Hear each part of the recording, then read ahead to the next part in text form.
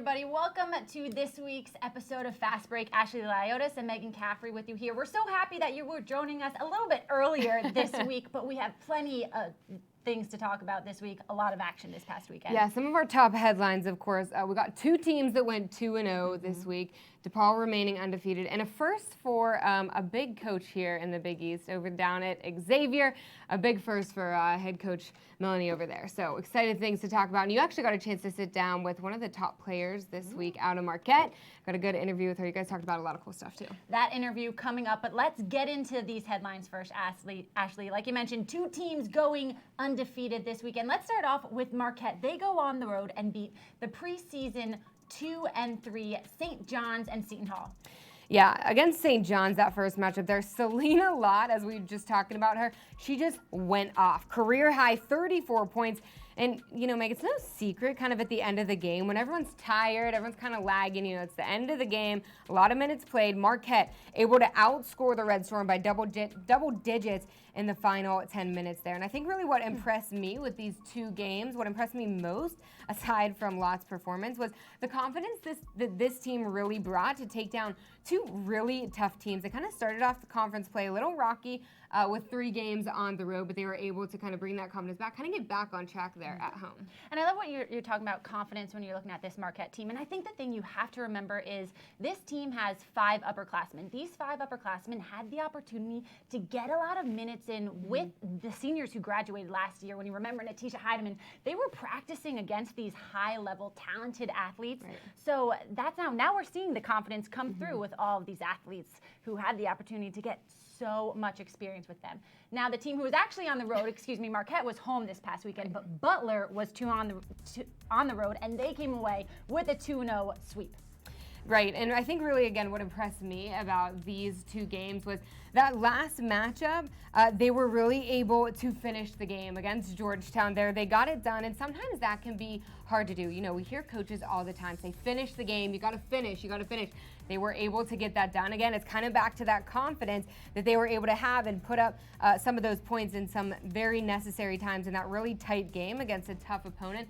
They were able to kind of get that job done. And I think as we're watching Catherine Strong here, she had an incredible weekend this past weekend. She scored in double digits in both of those games, and that's not a name that you're always hearing when you're talking about this Butler squad, and she was really impressive this past weekend. And also the defense. You cannot look past Butler's defense. Right. They are first in scoring defense, and defense travels. It's a point right there. Right, exactly. And, you know, a lot of defense on one side as well. Offense, of course.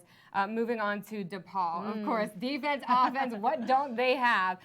You know, they were able to come away undefeated once again this past weekend. And here's a few things that kind of allow them to stay on top as they are. I think you were mentioning earlier that they jumped in some of those pools, but some of the things that allow them to sit up at the top right now, they're outscoring opponents 12.3 during conference play, which is huge. They're also leading the NCAA in assists, kind of top 5 in points per game and 3-pointers right now. And how about this? They're checking in at number 14 in the AP poll. That's the Blue Demons' highest ranking since 2011 when they were 9 in the AP. So a huge weekend for DePaul. They are 5-0 in conference play. That's just, I mean, hats off to them. Yeah, they've been lights out. We talk about them all the time on the show. How can you not? Just working their way up the polls. They've been so much fun to watch so far. And you want to know who else is hats off to? It's the Xavier Musketeers, because they earned their first Big East win in the Melanie Moore era, and we have her after the win. Unbelievable. I'm just so proud of our kids. Since they've been back for Christmas, they've been locked in, putting time in. Our assistant coaches have done an awesome job of investing and getting them in the gym and getting their shots. And I told them, when you work hard, success finds you. And this is why we shot the way we did. They all got in the gym, extra shots, and they were confident when they were open and took those shots and made them tonight. Credit to Xavier Women's Twitter account that we were able to grab that sound from. But in that win against Georgetown that Xavier was able to pick up, they had their highest shooting percentage of the season right there. So you're able to see, like what Coach Moore was saying, all of that work that our teams put in. Yeah, and you heard her right there. She said, when you work hard, success finds you. And I think that really attributes to her because, you know, you heard her right there, give credit to the players. She gave credit to assistant coaches. You know who she didn't give credit to? Was herself. And that is something that I think really good coaches are able to do. Great coaches, that's exactly what they do. They'll take the blame if something goes wrong, but they send all the credit out and all that confidence comes right back in. to that team. And we're giving you credit, Coach Moore. Congratulations Yes, on your first major Big East congrats. win. That's always the first one's always the hardest, I think, to get. So we're so excited for her down there. So moving on now to Selena Lott. We talked about this, but she's a little bit ahead earlier in the show. You got a chance to sit down with Marquette's Selena Lott. Again, she just went off this weekend, so much so that she earned her first Big East Player of the Week honor this week, which is so exciting for her. In these past 2 games, she averaged 26.5 points, which is just insane. We've seen her. We're going to see her a little bit more later in the show. But Megan, you got a chance to sit down with her this week and talk about some of that action. The Marquette Golden Eagles are 3-2 in Big East play, coming off of a 2-0 weekend beating St. John's and Seton Hall, as I'm now joined by the Big East Player of the Week, Selena Lott. Selena, your team lost your first 2 conference games. However, you've now won 3 straight Big East games. Head coach Megan Duffy said your execution has been different throughout these. What has been the difference in your execution? Honestly, it's just determination, and we all have to stay humble. Like our teammates, it's like a player-led team, so our coaches try to stay out of it as much, and then we just have to get in extra work just to be better. You had a career high 34 points in your win over St. John's. Offensively, how were you able to have so much production?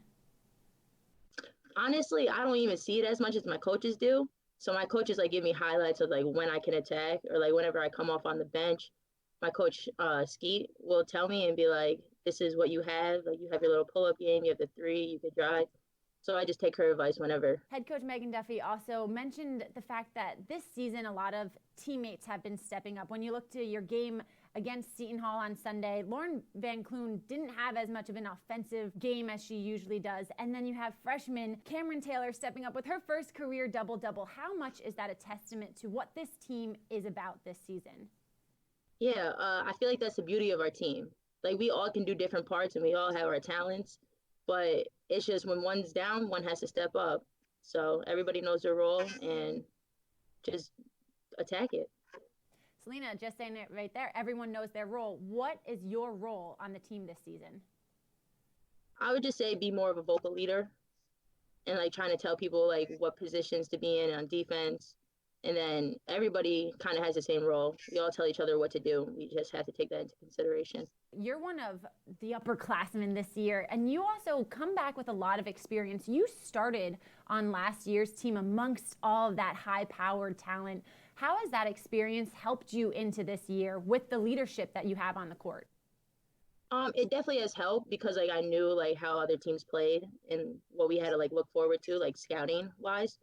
But everybody was ready. Who is the funniest on the team? Funniest on the team? Probably Altia. Ooh. Why is she so funny? She's interesting. She's different. She's so different. She loves to fish. She loves country music, but like at the same time, like, I don't know, she'll just always make a side comment that will make you laugh in the wrong times. So if she loves country music, at practice, at a home game, on your playlist, is there at least one country song that we can expect to be on that playlist?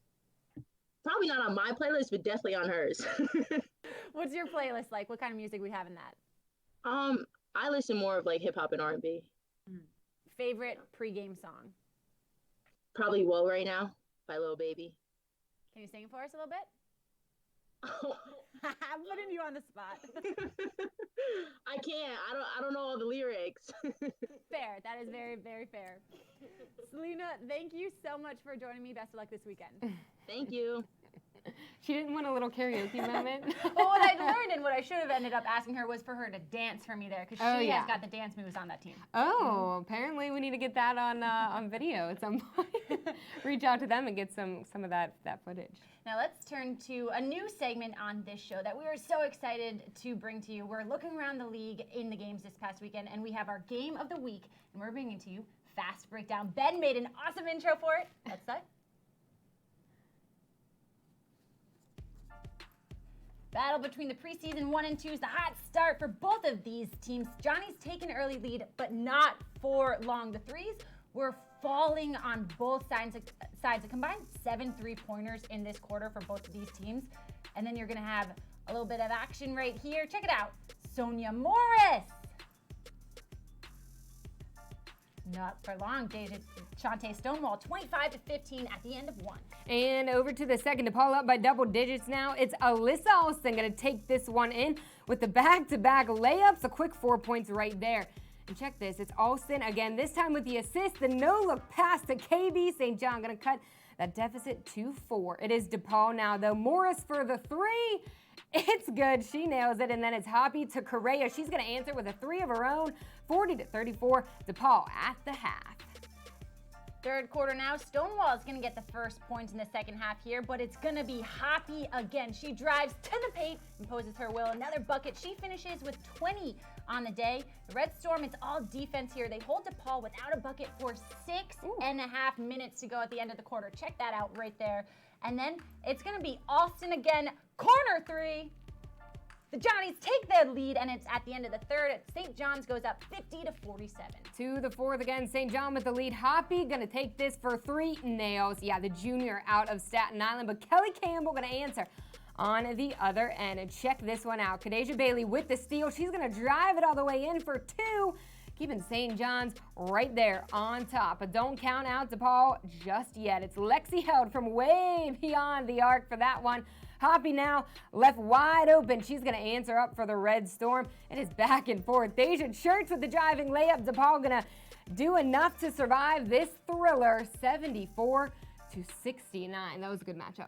And you said right there, Ashley, a thriller. I was watching it on TV as John Fanta and Kim Adams were calling this game, and it was just, it had you on the edge of your seat. So back and forth, too. And you're used to seeing threes come from DePaul, but it was so impressive watching St. John's knock those down. And the speed of the game, I mean, both these teams, you just saw it back and forth, back and forth. It's just impressive, and a lot of good stuff right there, and sure, some to come as well this weekend. And we're going to see if DePaul can continue this win streak as they take on Xavier and Butler this weekend. As we look at the matchups that are coming up this weekend, 9 games on tap.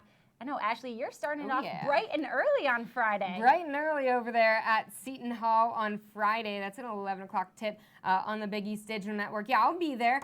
Seton Hall 3-3 right now. Creighton 4-1. Seton Hall is finally back home, kind of after a tough road series, dropping both to DePaul and Marquette. They'll be looking to get things back on track and jump over 500 in conference play. Meanwhile, Creighton coming into that New York swing. It's always a tough swing to do. Seton Hall on Friday, St. John's on Sunday. They'll be looking to kind of make a statement as well. And back to Barbara Johnson with Seton Hall, the senior over there. She has just had quite the weekend. She actually had her first career double-double this weekend against DePaul, 17 points, 10 rebounds. She's going to be one we are watching on Friday. And I'll be out in all the action on Saturday. We have one women's game that's going on Saturday as Georgetown is visiting Villanova. I'll be there. It's alumni weekend. I'm so excited to see. It is going to be packed. I'm really excited, as this is head coach Harry Paredes' last season with the Big East. I'm expecting to see a ton of former players come to give their tip to him. Yeah, and I think it's Kids Day over at Seton Hall with a nice early tip. And also on Friday, Marquette taking on Butler on the road. That game is the one on FS2. So that'll be a fun one. The rest of our coverage, I believe, is on Big East Digital Network. So got hands all over the place. We'll be behind the scenes on social media. So you got to catch all of our Big East coverage there as well. Yep, and if you forget what that schedule was that we just showed you, you can head over to bigeast.com for a full schedule of events. And we are excited to come to action with you guys live this weekend. Thank you so much for joining us a little bit earlier this week. For Ashley Liotis and Megan Caffrey, we'll see you next week.